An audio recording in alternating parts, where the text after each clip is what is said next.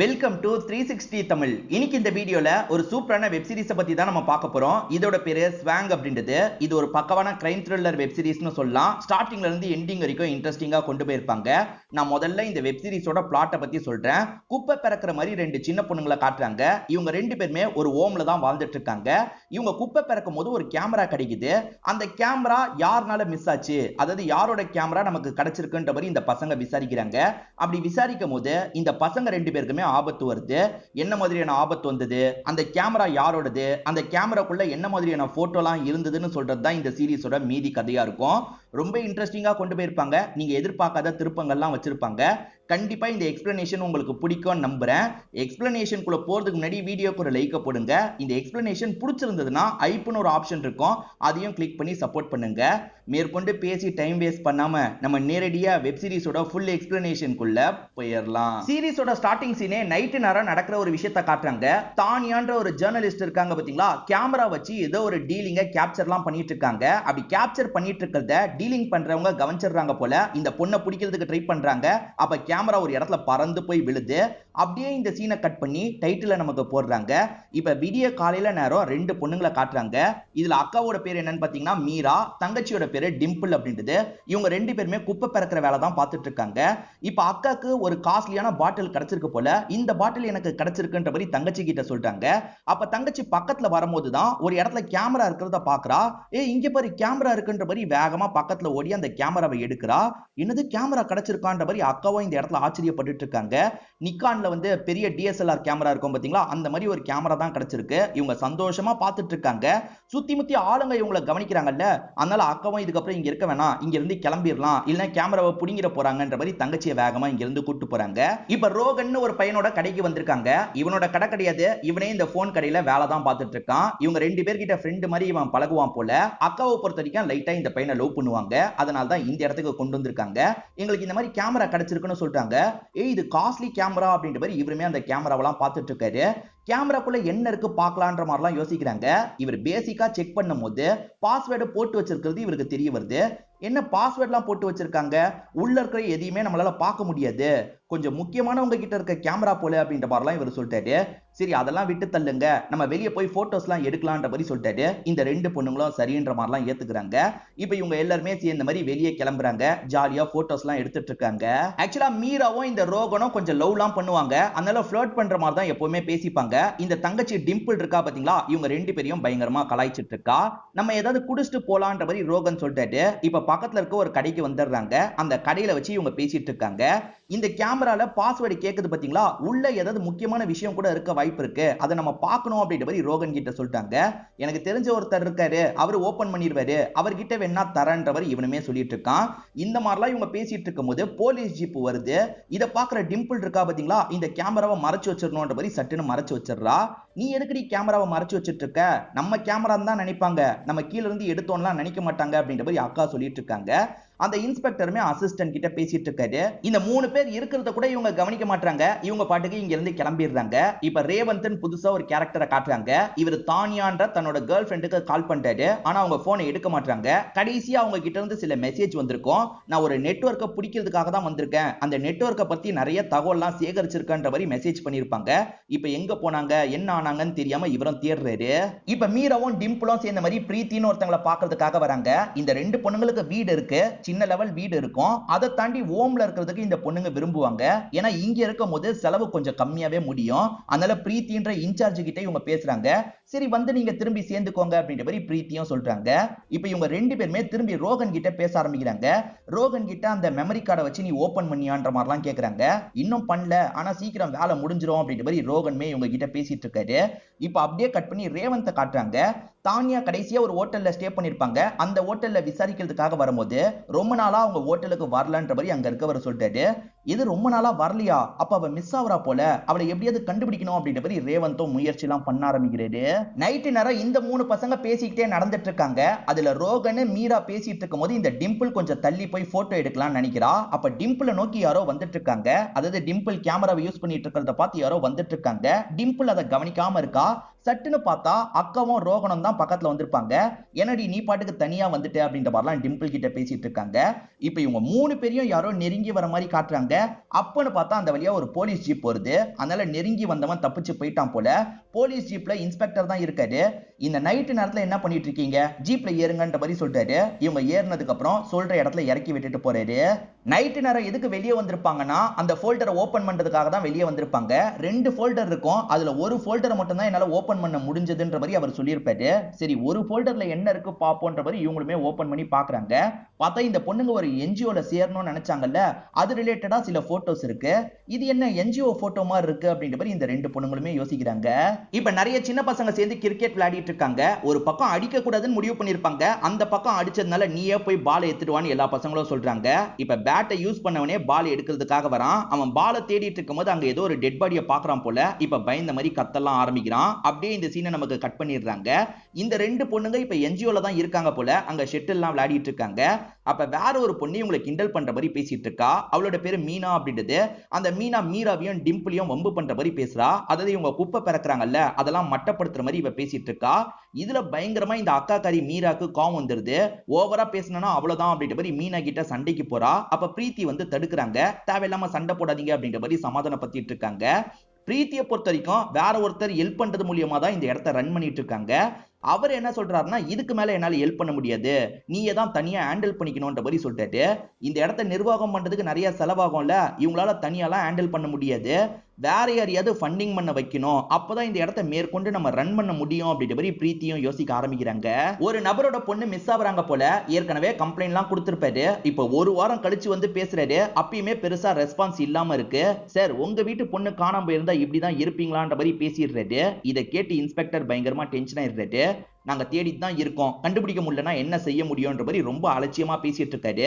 எங்க வேலையை நீ சொல்லி தரியான்ற மாதிரி ரொம்ப திட்டுற மாதிரியும் பேசுறாரு. இது எல்லாத்தையும் கம்ப்ளைண்ட் கொடுக்கறதுக்காக வந்த ரேவந்த் கவனிச்சிட்டு இருக்காரு. என்ன பொறுப்பே இல்லாம பதில் சொல்றாங்க அப்படின்ற மாதிரி இவருக்கு பயங்கரமா கோவம்லாம் வருது. இப்ப இவரோட பிரச்சனையை சொல்றதுக்காக வராரு. இவரோட கேர்ள் ஃபிரெண்ட் பேரு தானியால, அவங்க மிஸ் ஆவறத பத்தி சொல்லிட்டாரு. இந்த ரேவந்த் அந்த அப்பா கிட்ட எதனால அப்படி பேசுனீங்கன்னு வேற கேக்குறாருல. இல்ல இன்ஸ்பெக்டர் பயங்கரமா டென்ஷன் ஆயிடுறாரு. அப்படிதான் நடந்துப்பேன் கிளம்புன்ற மாதிரி இவரையும் அனுப்பி விடுறாரு. இப்ப அசோக்னு ஒரு பெரிய பணக்காரரா காட்டுறாங்க. இவரை பொறுத்த வரைக்கும் நிறைய பேருக்கு ஹெல்ப் பண்றதை விரும்புவாரு. முடிஞ்ச அளவுக்கு நான் ஹெல்ப் பண்ணிட்டு இருக்கேன், யாரு ஹெல்ப் வேணும்னாலும் சரி என்கிட்ட வந்து பேசுங்க அப்படின்ற மாதிரி இவர் பேட்டி எல்லாம் தந்துட்டு இருக்காரு.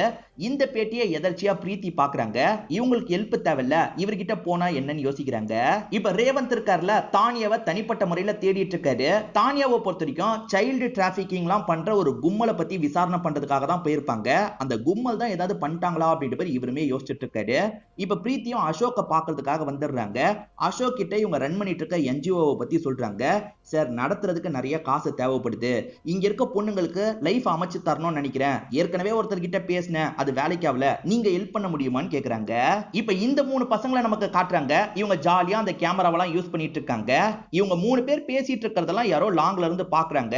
இவங்க கிட்ட கேமரா இருக்குன்னு தெரிஞ்சு பாக்குறாங்களா என்ன அப்படின்றது கிளியரா நமக்கு தெரிய மாட்டேங்குது.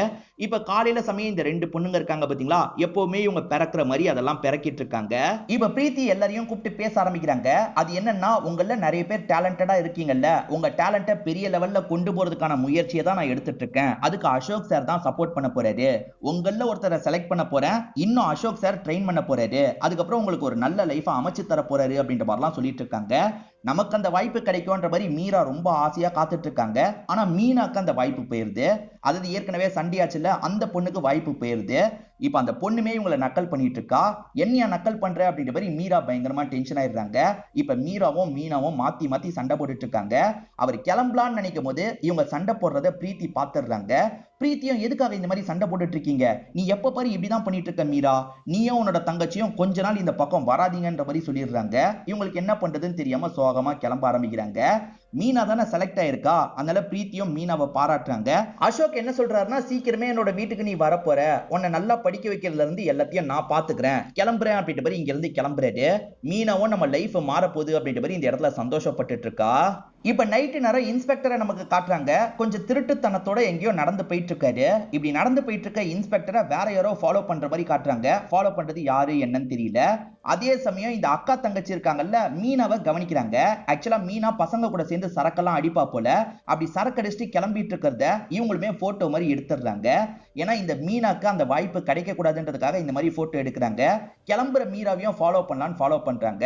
இப்ப திரும்பி இன்ஸ்பெக்டரை காட்டுறாங்க. இன்ஸ்பெக்டர் கஞ்சா மாதிரி ஏதோ வாங்குறாரு போல. இப்ப சைலண்டா வாங்கினவர் அங்க இருந்து கிளம்ப ஆரம்பிக்கிறாரு. அவர் கிளம்பி போயிட்டு இருக்கும் போதும் யாரோ ஃபாலோ பண்றது அவருக்கே தெரியுது. எவனோ ஒருத்தன் ஃபாலோ பண்றான்ற மாதிரி யோசிக்கிறாரு. ஒரு ஸ்டேஜ்ல சட்டுன்னு கன் எடுத்து திருப்பி காட்டுறாரு. அந்த இடத்துல ஃபாலோ பண்ணது யார் தெரியுமா? அந்த ரேவந்த் தான் ஃபாலோ பண்ணிருப்பாரு. நீங்க போய் என்ன வாங்கிட்டு வந்தீங்கன்றதை எல்லாத்தையும் நான் கேப்சர் பண்ணியிருக்கேன். இது மட்டும் வெளியே வந்ததுன்னா உங்களுக்கு இந்த வேலை போறதுக்கான வாய்ப்பு கூட இருக்கு. எனக்கு என்னோட கேர்ள் ஃப்ரெண்டை கண்டுபிடிக்கணும். அதுக்கு நீங்க ஹெல்ப் பண்ணா இது வெளியே வராது, இல்லைன்னா வெளியே விட்டுருவன்ற மாதிரி மிரட்ட ஆரம்பிக்கிறான். இப்ப இன்ஸ்பெக்டருக்கு வேற ஆப்ஷன் இல்லைல்ல. என்ன உன் கேர்ள் ஃப்ரெண்டு தானியாவை கண்டுபிடிக்கணும், அவ்வளவுதானே, நான் கண்டுபிடிக்கிறதுக்கு ஹெல்ப் பண்றேன் அப்படின்ற மாதிரி ஏத்துக்கிறாரு. இப்ப அக்கா தங்கச்சி சேர்ந்த மாதிரி அந்த ரோகன் கிட்ட பேசிட்டு இருக்காங்க. இவங்க 3 பேர் ஜாலியா பேசிட்டு இருக்கும் போது பிரிட்ஜை கிராஸ் பண்ண மாதிரி போலீஸ் ஜீப்பு போயிட்டு இருக்கு. நடுவுல ஒரு பையன் பாடியை பார்த்த மாதிரி காமிச்சாங்கல்ல, அந்த சீன் கூட இப்பதான் கனெக்ட் பண்றாங்க. இப்ப போலீஸுங்களாம் அந்த இடத்துக்கு வந்து எங்க பாடி இருக்குன்ற மாதிரி பாக்குறாங்க. ஒரு சின்ன பொண்ணோட பாடி தான் கிடைச்சிருக்கு போல.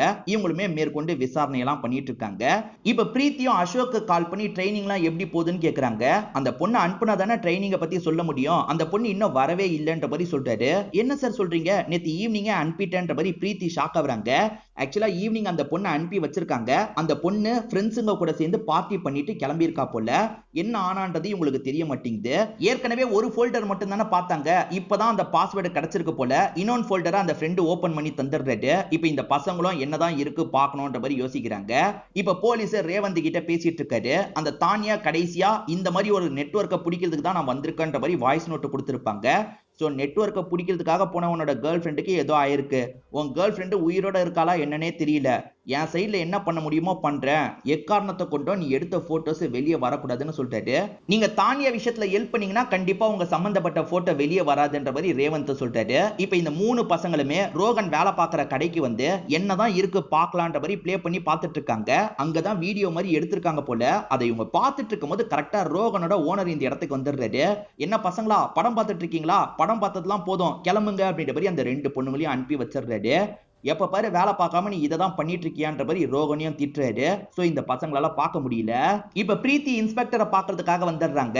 என்னோட இடத்துல மீனான்ற ஒரு பொண்ணு இருந்தா சார், அவ மிஸ் ஆவரா சார், கண்டுபிடிங்கன்ற மாதிரி டீட்டெயில் எல்லாம் தந்துட்டு இங்க இருந்து கிளம்புறாங்க. இப்ப இவர் இருக்கார்ல மீனான்ற அந்த பொண்ணையும் தேடுறாரு. அதே மாதிரி தானியாவோட போட்டோவை காமிச்சு ஒவ்வொரு இடமா விசாரணை பண்ணிட்டு இருக்காரு. இவங்க எல்லா இடத்துலயும் விசாரணை பண்றாங்க. பெருசா டீட்டெயிலே கிடைக்கல. இந்த 3 பசங்களை காட்டுறாங்க. இவங்களுக்கு மீனா மிஸ் ஆவறதுலாம் தெரிய மாட்டேங்குது. அதுலயும் தங்கச்சி இருக்கால, கொஞ்சம் தள்ளி போய் போட்டோஸ்லாம் எடுத்துட்டு இருக்கா. அப்ப தங்கச்சி யாரோ நெருங்கி வராங்க. நெருங்கி பக்கத்துல வரும்போது தான் யாருன்னு தெரியுது. அசோக் தான் வந்திருப்பாரு. அந்த அசோக்கும் போட்டோலாம் எடுக்கிறியே காட்டுன்ற மாதிரி பாக்குறாரு. சூப்பரா எடுத்திருக்கன்ற மாதிரி பாராட்டவும் செய்யறாரு. இந்த பொண்ணுமே ரொம்ப சந்தோஷப்படுறா. இந்த பொண்ணுமே உங்ககிட்ட ஒரு ரெக்வஸ்ட் இருக்கு சார், மேடம் கொஞ்ச நாள் எங்களை ஓம்க்கு வரக்கூடாதுன்னு சொல்லிட்டாங்க, நீங்க தான் பேசி மனசை மாத்தணும் அப்படின்ற மாதிரிலாம் கேட்கிறா. இவ இந்த மாதிரி பேசிட்டு இருக்கிறதெல்லாம் அக்கா மீரா லாங்ல இருந்து கவனிச்சுட்டு தான் இருந்திருப்பாங்க. ஒரு ஸ்டேஜ்ல அவரும் சரின்ற மாதிரிலாம் ஏத்துக்கிட்டு இங்க இருந்து கிளம்ப ஆரம்பிக்கிறாரு. இப்ப பக்கத்துல வந்து மீரா இருக்காங்கல்ல, என்னாச்சு அவர்கிட்ட என்ன பேசுனேன் அப்படின்ற மாதிரி கேக்குறாங்க. அவர்கிட்ட இந்த மாதிரி ஹெல்ப் பண்ண சொல்லி கேட்டிருக்கேன், கண்டிப்பா அவர் சொல்லுவாரு, பிரீத்தி அக்கா திரும்பி நம்மள சேர்த்துப்பாங்க அப்படின்ற மாதிரிலாம் சொல்லிட்டு இருக்கா. இப்ப சில பொண்ணுங்க பிரீத்தி அக்கா அவங்களை கூப்பிட்டாங்க அப்படின்ற மாதிரி சொல்றாங்க. இவங்களுமே பிரீத்தி அக்கா திரும்பி சேர்த்துக்க தான் கூப்பிட்டுருக்காங்க போல அப்படின்ற மாதிரி அந்த இடத்துக்கு வராங்க. அந்த இடமே ரொம்ப பதட்டமா இருக்கு. என்ன பதட்டமா இருக்குன்னு யோசிக்கும் போதுதான் மீனா மிஸ் ஆகுறது இவங்களுக்கு தெரிய வருது. எது மீனா மிஸ் ஆகுறாளா அப்படின்ற மாதிரிலாம் ஷாக் ஆகுறாங்க. மீரா மிஸ் ஆவறத பத்தி இவங்களுக்கு ஏதோ ஒரு தகவல் தெரியும் போல. இப்ப பிரீத்தி அக்கா கூப்பிட்டு பேசும்போது இவங்க அந்த தகவலை சொல்லாமா வேணாமான்னு யோசிச்சுக்கிட்டே இருக்காங்க. ஒரு ஸ்டேஜ்ல சொல்லலாம்னு நினைக்கும் போது அந்த பிரீத்தி அக்காக்கு வேற ஏதோ ஒரு வேலை வந்துருது போல. இருங்க நான் பார்த்துட்டு வந்துடுறேன்னு அங்க இருந்து தள்ளி போயிடுறாங்க. இந்த 2 பொண்ணுங்களும் சொல்லாம மறைச்சிடுறாங்க. அசோக்கை பொறுத்த வரைக்கும் மீனாவை கூட்டு போற மாதிரி தானே பிளான் இருந்தது. இப்ப அது கேன்சல் ஆனதுனால நான் டிம்பிளை கூட்டு போய் ட்ரைனிங் கொடுக்குறேன்ற மாதிரி சொல்லியிருப்பாரு போல. டிம்பிள் சார் ஒன்னதான் செலக்ட் பண்ணியிருக்காருன்னு சொல்றாங்க. இதை கேட்கிற டிம்பிள் சந்தோஷப்படுறா. உன்னை கூட்டு போறதுக்காக சாரோட அசிஸ்டன்ட் வந்திருக்காருன்ற மாதிரி அசிஸ்டன்ட் அறிமுகப்படுத்துறாங்க. அந்த அசிஸ்டன்ட்டை பார்த்து இவங்க 2 பேர் ஷாக் ஆகுறாங்க. இங்கதான் ஒரு விஷயத்தை நமக்கு ரிவீல் பண்றாங்க. ஆக்சுவலா அன்னைக்கு மீனா நடந்து போனதுக்கு அப்புறம் இவங்க ஃபாலோ பண்ணி போயிருப்பாங்க. நடந்து போயிட்டு இருக்க மீனா திடீர்னு மயங்கி கீழே விழுந்துடுறாங்க. போதையில மயங்கிட்டா போலன்னு இவங்க பார்த்துட்டு இருக்கும் போது அந்த இடத்துக்கு இந்த அசிஸ்டன்ட் வராரு. அந்த அசிஸ்டன்ட் தான் கார்ல போட்டு அந்த பொண்ணு அங்க இருந்து கொண்டு போயிருப்பாரு. அதுக்கப்புறம் தான் அந்த பொண்ணு மிஸ் ஆகுறாங்க. இந்த நபர் தான் மீனாவை ஏதோ பண்ணிருக்காரு. இதை பத்தி சொல்லாமா வேணாமான்னு தான் இவங்க யோசிச்சிருப்பாங்க. இப்ப அப்பேற்பட்ட நபரே அசோக்கோட ஆளுன்றது தெரிய வந்ததுனால ஷாக் ஆகுறாங்க. அதுவும் இல்லாம இப்ப டிம்பிள் இவர் கூட தான் கிளம்ப போறா. இப்ப டிம்பிள் லைட்டா பயந்துட்டு இருக்கா. நாளைக்கு வந்து உன்னை கூட்டு போறேன் அப்படின்ற மாதிரி இங்க இருந்து கிளம்பி போயிடுறாரு. நம்ம டிம்பிள் அந்த இடத்துக்கு போக விடக்கூடாது அப்படின்ற மாதிரி மீராவும் இந்த இடத்துல யோசிச்சுட்டு இருக்காங்க. இதை தாண்டி இன்ஸ்பெக்டரும் ரேவந்தும் சேர்ந்து அசோக் கிட்ட பேசுறதுக்காக வராங்க. ஏன்னா மீனா இங்க வர மாதிரி தானே பிளான் இருந்தது, அது சம்பந்தமா விசாரிக்கிறதுக்காக இன்ஸ்பெக்டர் வந்திருக்காரு போல. இப்ப ரேவந்த் இங்க இருந்து ஒரு பகுதியை பாக்குறாரு. அசோக் வீட்ல இருந்து தள்ளி ஒரு பகுதி இருக்கு. அந்த பகுதியை ஏற்கனவே கேர்ள் ஃபிரெண்ட் போட்டோ மாதிரி எடுத்து அனுப்பியிருப்பாங்க. சோ இவருமே அந்த வீட்டை செக் பண்ணலான்னு வந்துட்டு இருக்கும் போது அசோக்கோட அசிஸ்டன்ட் வந்துடுறாரு. இங்க என்ன சார் பண்றீங்க, இங்கெல்லாம் வரக்கூடாது சார், இது அசோக் சாரோட பண்ணன்ற மாதிரி சொல்லிட்டாரு. நைஸா பேசி அங்க இருந்து கூட்டு வந்துடுறாரு. இப்ப இன்ஸ்பெக்டரும் ரேவந்தும் அசோக் கிட்ட பேசிட்டு இங்க இருந்து கிளம்பிடுறாங்க. இப்ப அசோக்கும் உள்ள போயிடுறாரு. அதுக்கப்புறம் இந்த அசிஸ்டன்ட் என்ன பண்றாருன்னா யாருக்கோ கால் பண்ணிட்டாரு. போலீஸுங்க இப்பதான் அசோக் சாரோட இடத்துக்கு வந்து விசாரணை பண்ணிட்டு போனாங்கன்னு சொல்லிட்டாரு. இவர் அசோக் கிட்ட பேசல, வேற யார்கிட்டயோ பேசிட்டு இருக்காரு. இப்ப அப்படியே கட் பண்ணி அக்கா தங்கச்சி சண்டை போட்டுக்கிறத நமக்கு காட்டுறாங்க. அக்கா என்ன சொல்றாங்கன்னா அங்க போறது உனக்கு ஆபத்து, நீ போக தேவையில்லைன்னு சொல்லிட்டாங்க. ஆனா தங்கச்சி நான் கண்டிப்பா போவேன்னு சொல்றா. தங்கச்சியை பொறுத்த வரைக்கும் என்ன சொல்றானா, உனக்கு டேலண்ட் இல்ல, என்கிட்ட சில டேலண்ட் இருக்கு, அதனால என்ன செலக்ட் பண்ணிருக்காங்க, என்னால கடைசி வரைக்கும் இதே இடத்துல வாழ முடியாது, அடுத்த லெவலுக்கு போகணும், அதனால போக போறேன்ற மாதிரி சொல்றா. முட்டாள், அந்த இடத்துல போய் உனக்கு ஏதாவது ஆபத்து வர வாய்ப்பு இருக்கு, அதனால தான் சொல்றேன்ற மாதிரி அக்கா சொல்றாங்க. இந்த மாதிரி ஒரு மோசமான இடத்துல வாழ்றதுக்கு ஆபத்தா இருந்தாலும் சரி, நான் அந்த இடத்துல போய் வாழ்ந்துக்கிறேன் அப்படின்ற மாதிரி தங்கச்சி இங்க இருந்து கிளம்பி போயிடுறா. இப்ப அப்படியே கட் பண்ணி ரேவந்தும் இன்ஸ்பெக்டரும் டிஸ்கஸ் பண்றதை நமக்கு காட்டுறாங்க. தானியாவோட போன் கடைசியா எங்க சுவிட்ச் ஆஃப் ஆச்சு அப்படின்றத பாக்குறாங்க. அதே மாதிரி வீட்டோட போட்டோவை ஏற்கனவே தானியா எனக்கு அனுப்பியிருக்கா அப்படின்ற மாதிரி இவருமே சொல்றாரு. அப்ப அசோக சந்தேகப்படுறியான்ற மாதிரி இன்ஸ்பெக்டரும் கேக்குறாரு. இப்ப அசோக்கும் இந்த டிம்பிளுக்கு சொல்லிலாம் தராரு, உன் வீட்டுக்கு போயிட்டு நீ கிளாஸ்க்காக மட்டும் கூட இந்த இடத்துக்கு வரலான்ற மாதிரிலாம் சொல்லிட்டாரு. இந்த பொண்ணு வந்ததுக்கு ஒரு காரணம் இருக்கு, இந்த அசிஸ்டன்ட்டை நம்ம நோட்டம் இன்னும் இவன் ஏதாவது தப்பு பண்றானான்றதை கண்டுபிடிக்கணும் அப்படின்றதுக்காக தான் இந்த இடத்துக்கு வரவே செஞ்சிருக்கா போல. இப்ப கிளாஸ்லாம் ஓரளவுக்கு முடிஞ்சோன்னா நான் ரெஸ்ட் ரூம் மட்டும் யூஸ் பண்ணிட்டு வரேன்ற மாதிரி வெளியே வந்துடுறா. ஆக்சுவலா அன்னைக்கு இந்த பசங்களால வீடியோவை பார்க்க முடியல, இன்னைக்கு அந்த வீடியோவை பார்க்கலான்ற மாதிரி ரோகன் கடைக்கு கூட்டு வந்திருக்காரு. இவங்க ரெண்டு பேருமே சேர்ந்து வீடியோவை பாக்குறாங்க. இப்ப இந்த தங்கச்சி டிம்பிள் இருக்கா பாத்தீங்களா, வெளியே வந்து அந்த அசிஸ்டன்ட்டை கவனிக்கிறா. அசிஸ்டன்ட் கொஞ்சம் தள்ளி இருக்க பண்ண வீட்டுக்கு போயிடுறாரு. அது ஏற்கனவே ரேவந்த் ஒரு வீட்டை பார்த்தாருல, அந்த இடத்துக்கு வந்துடுறாரு. இந்த பொண்ணு சைலண்டா ஒளிஞ்சுக்கிட்டே வந்துட்டு இருக்கா. திடீர்னு இந்த பொண்ணு சவுண்ட் போடுறது அவருக்கு கேக்குது. என்னமோ சவுண்ட் கேக்குது அப்படின்ற மாதிரி அவர் செக் பண்றதுக்காக வராரு. நல்ல வேலையா இந்த டிம்பிள் இருக்கா பாத்தீங்களா, ஒரு இடத்துல ஒளிஞ்சுக்கிறா. கண்டுபிடிக்க முடியாம அவருமே இங்க இருந்து கிளம்பி போயிடுறாரு. இப்ப திரும்பி இவங்க பாக்குற வீடியோவை நமக்கு காட்டுறாங்க. வீடியோவை பாக்குறவங்க ஷாக் ஆகுறாங்க. இவங்களுக்கு கிடைச்சிருக்கிறது தான் தானியாவோட கேமராவா இருக்கும், அதெல்லாம் இவங்களுக்கு தெரியாது. ஆனா வீடியோல அந்த அசிஸ்டன்ட்டா அவங்க நிறைய கேப்சர் பண்ணிருக்கிறது தெரியுது. இவன் குழந்தைங்களை திட்டமிட்டு தூக்கிட்டு இருக்கான் போல அப்படின்ற மாதிரிலாம் இவங்க ரெண்டு பேர் பேசிட்டு இருக்காங்க. இப்ப அப்படியே கட் பண்ணி டிம்பிள் நமக்கு காட்டுறாங்க. டிம்பிள் அமைதியா எதுவுமே தெரியாத மாதிரி கிளாஸ் எல்லாம் கவனிச்சிட்டு இருக்காங்க. அப்ப அந்த இடத்துக்கு கூல் ட்ரிங்க்ஸ் கொடுக்கிறதுக்காக அந்த அசிஸ்டன்ட் வராரு. இவங்களை பார்த்து ஸ்மைல் பண்றாரு. ஆனா இந்த பொண்ணு செம்மையா பயப்படுறா. இவன் ஏதோ தப்பு பண்றான்ற மாதிரி யோசிக்கிறா. ரேவந்தும் இன்ஸ்பெக்டரும் சேர்ந்த மாதிரி தானியாவை பத்தி விசாரணை பண்ணிட்டு இருக்காங்க. தானியாவோட கேமரால ரேவந்தோட போட்டோவும் இருக்கும். அதை வச்சு இந்த ரெண்டு பேருமே ரேவந்த பார்த்துட்டு இருக்காங்க. இவருக்கு இந்த கேமராவை பத்தி தெரியும் போலன்ற மாதிரிலாம் யோசிக்கிறாங்க. திடீர்னு ரேவந்துக்கு யாரோ பாக்குற மாதிரி தோணுது. ஓடி வந்து பாக்குறாரு. ஐயோ மாட்டிக்க கூடாதுன்ற மாதிரி இந்த பசங்க கிளம்பிடுறாங்க. ரேவந்த் வரும்போது இந்த பசங்க பக்கத்துல இருக்க மாட்டாங்க. தங்கச்சி நைட்டு வந்துருவன்ற மாதிரி தான் சொல்லியிருப்பாங்க. சோ அதனால இவங்க ரெண்டு பேருமே தங்கச்சிக்காக கேக்க ரெடி பண்ணி வச்சிருக்காங்க. ஏன்னா இன்னைக்கு தங்கச்சியோட பர்த்டேவா இருக்கும், அதை செலிப்ரேட் பண்ணலான்ற மாதிரி இவங்க ரெண்டு பேர் வெயிட் பண்ணும்போது தங்கச்சி வர மாதிரியே இல்ல. என்ன தங்கச்சி இன்னும் வராம இருக்கா, தங்கச்சியை பேசாம அந்த இடத்துல போய் தேடி பார்க்கலாமா அப்படின்ற மாதிரிலாம் இவங்க யோசிக்க ஆரம்பிக்கிறாங்க. ஆக்சுவலா டிம்பிளுக்கு கிளாஸ் எல்லாம் முடிஞ்சிருக்கும். அந்த அசிஸ்டன்ட்டை ஸ்பை பண்றதுக்காக தான் போயிருப்பா. அந்த அசிஸ்டன்ட் நடுவுல ஒரு வீட்டுக்கு போனாரு பாத்தீங்களா, அங்க ஒரு பொண்ணை மறைச்சு வச்சிருப்பாரு. அந்த பொண்ணை காப்பாத்தணும்ன்ற மாதிரி இந்த பொண்ணு நினைச்சிருப்பா. இந்த விஷயத்த அந்த அசிஸ்டன்ட் பாத்துறான். இவளுக்கு தெரிஞ்சிருச்சு, இவளை விடக்கூடாதுன்ற மாதிரி துரத்துறான். ஓடிட்டு இருக்க இந்த பொண்ணு தடுக்கி கீழே விழுந்துடுறாங்க. இப்ப இவனுமே அட்டாக் பண்றதுக்காக வந்துட்டு இருக்கும் போது எதர்ச்சியா ரேவந்த் அந்த வழியா வந்துடுறாரு. இப்ப ரேவந்தும் யாரோ அட்டாக் பண்றாங்கன்ற மாதிரி துரத்துறாரு. இவன் கொஞ்சம் தான் அட்டாக் பண்ணிருப்பான். இப்ப விட்டுட்டு இங்க இருந்து கிளம்பிடுறான். ரேவந்தும் இந்த பொண்ணை ஹாஸ்பிட்டல்ல சேர்க்கணும்ன்ற மாதிரி யோசிக்கிறாரு. இவங்க ரெண்டு பேர் அசோக்க பாக்குறதுக்காக வந்துடுறாங்க. தங்கச்சி எங்கன்ற மாதிரி கேட்டுட்டு இருக்காங்க. தங்கச்சி கிளாஸ் முடிச்சுட்டு எப்பயோ கிளம்பிட்டாலே அப்படின்ற மாதிரி சொல்றாரு. இது எப்பயோ கிளம்பிட்டாளா அப்படின்ற மாதிரி இவங்க யோசிக்கிறாங்க. ஆக்சுவலா ரேவந்த் போலீஸ் கிட்ட சொல்லியிருப்பாரு. இப்ப ஹாஸ்பிட்டல்ல அந்த பொண்ணை சேர்த்துறாரு. ஹாஸ்பிட்டல்ல சேர்த்ததுக்கு அப்புறம் பிரீத்திக்கெல்லாம் தகவலை கொடுத்துடுறாங்க. அதே சமயம் அக்காவான இந்த மீராக்கும் தகவல்லாம் கொடுத்துடுறாங்க. ஏறக்குறைய மீராவும் ரோகனும் வரும்போது தான் தகவல் கேள்விப்பட்டு பிரீத்தியும் இந்த இடத்துக்கு வராங்க. டிம்பிள் யாரோ அட்டாக் பண்ணிருக்காங்க போல, என்ன ஏதுன்றத பார்க்கலான்ற மாதிரி இவங்க உள்ள வந்து டிம்பிள் கிட்ட பேசுறதுக்கு ட்ரை பண்றாங்க. அட்டாக் கொஞ்சம் ஹெவியா நடந்திருக்கு போல, அந்த பொண்ணால சுத்தமா பேச முடியல. அந்த பொண்ணு இப்போதைக்கு கொஞ்சம் மயக்கத்துல இருக்காங்க. தேவையில்லாம பேஷண்ட்டை டிஸ்டர்ப் பண்ணாதீங்கன்ற மாதிரி அங்க இருக்கவங்களும் வெளியே அனுப்பிடுறாங்க. இப்ப வெளியே வந்ததுக்கு அப்புறமா இவங்க பயங்கரமா ஃபீல் பண்ணிட்டு இருக்காங்க. பிரீத்தி அக்கா தான் ஆறுதல்லாம் சொல்லிட்டு இங்க இருந்து கிளம்பி போறாங்க. இப்ப இவங்க ரோகன் கிட்ட புலம்புற மாதிரி பேசுறாங்க. அது என்னன்னா இவங்களோட அம்மா இருக்காங்கல்ல, வேற ஒரு நபர் கூட ஓடி போறதுக்காக இவங்க 2 பேரும் அப்படியே விட்டுட்டு போயிருப்பாங்க. அப்ப தங்கச்சி ரொம்ப சின்ன பொண்ணு, நான் தான் நல்லபடியா பாத்துக்கிட்டேன், இப்ப என்னோட கவனக்குறைவால தான் இப்படி ஆயிடுச்சுன்ற மாதிரிலாம் ஃபீல் பண்றாங்க.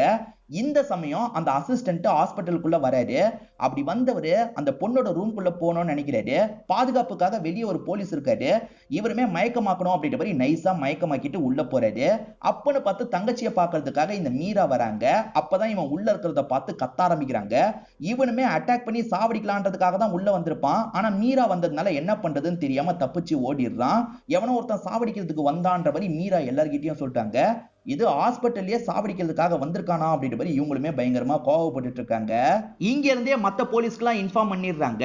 இப்ப ஸ்டேஷன்ல இருக்க ரேவந்தும் இன்ஸ்பெக்டரும் சேர்ந்த மாதிரி அந்த பொண்ணு கிட்ட கிடைச்ச கேமராவை பாக்குறாங்க. பார்த்துட்டு இருக்கும்போது ரேவந்த் என்ன சொல்றாருன்னா, இது தானியாவோட கேமரான்ற மாதிரி சொல்லிட்டாரு. சரி கேமரால ஏதாவது இருக்கா பாப்போன்ற மாதிரி இவங்களுமே பாக்குறாங்க.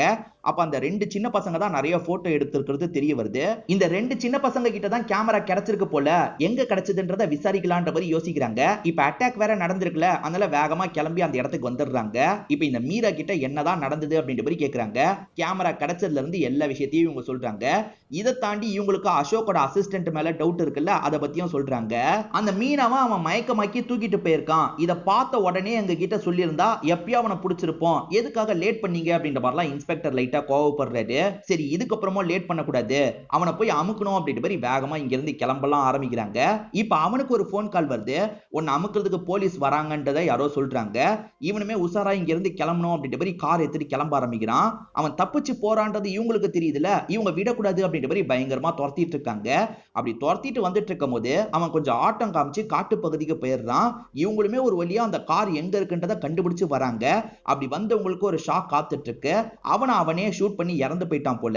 என்ன அதுக்குள்ள தற்கொலை பண்ணி இறந்து போயிட்டான், தற்கொலை பண்ணிருக்கானா இல்ல யாராவது கொலை பண்ணிட்டாங்களான்னு யோசிக்கிறாங்க.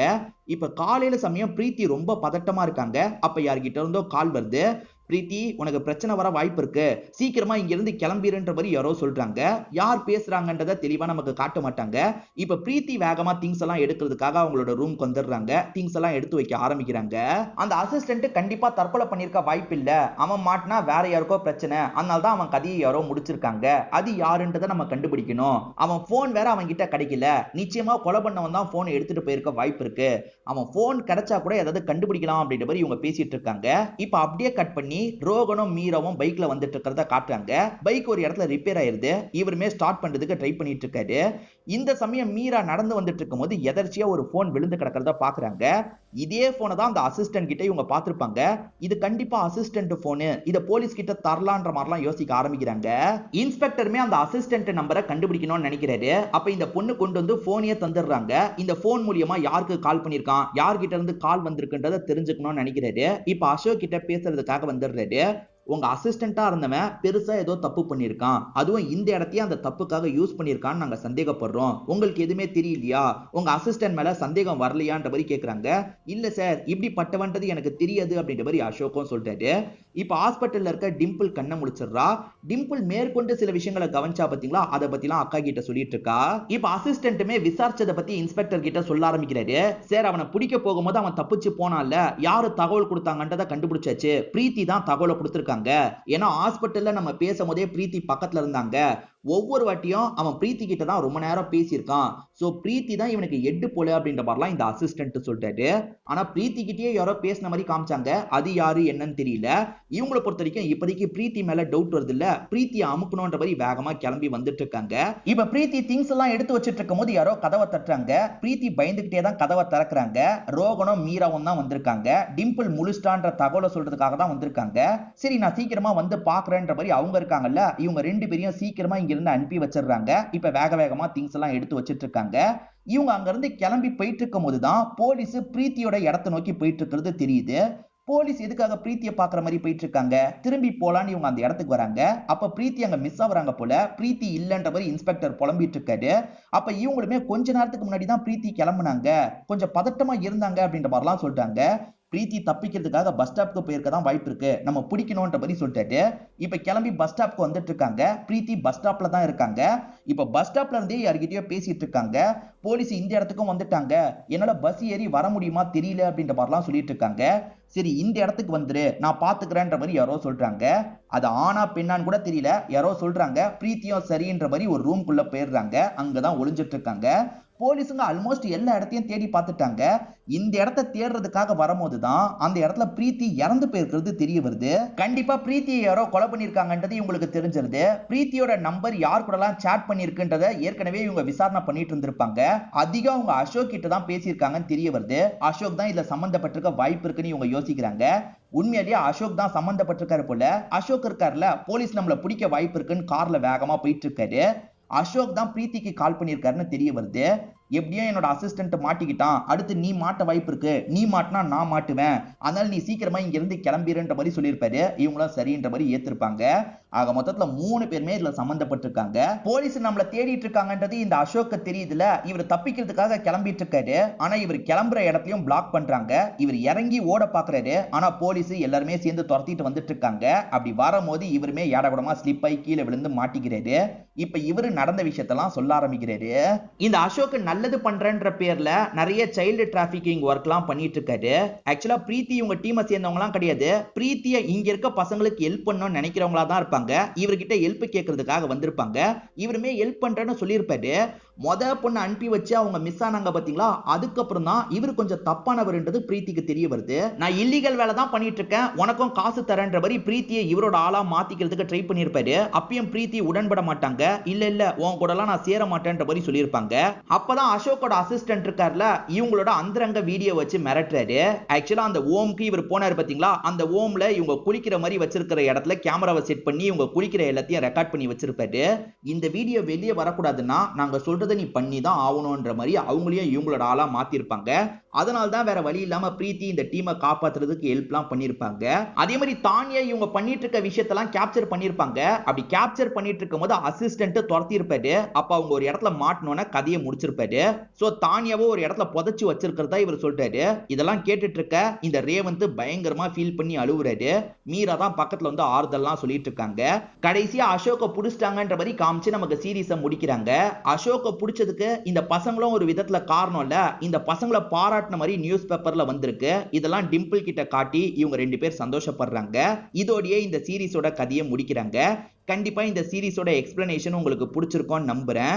இந்த வீடியோ உங்களுக்கு பிடிச்சிருந்ததுன்னா லைக் பண்ணுங்க, கமெண்ட் பண்ணுங்க, மறக்காம 360 தமிழ் சேனலை சப்ஸ்கிரைப் பண்ணி சப்போர்ட் பண்ணுங்க. இதே மாதிரி வீடியோக்கள் தொடர்ச்சியா வந்துகிட்டே இருக்கும்.